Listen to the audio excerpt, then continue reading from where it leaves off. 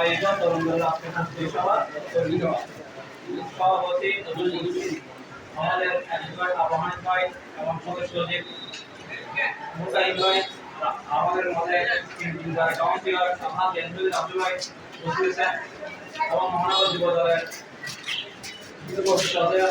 সচিব ভাই রাসুল ভাই এবং আমাদের তথ্য সম্পাদক তরুণ দলের মহানগর তরুণ দলের তথ্য সম্পাদক সাধন ভাই এবং বাগেরহাট নেতৃবৃন্দ সবাইকে আমি আসসালামু আলাইকুম। আমার কথা একটা হতো আমরা তরুণ করবো, তরুণ করার জন্য আমাদের যে তরুণদের উদ্যোগ করা উদ্যোগ করতে হবে, তরুণদের কাজে উদ্যোগ করে দিতে হবে যেন তরুণরা যেন রাষ্ট্রীয় চাকরিবাদী রাষ্ট্রের সাহায্য চলে আসে।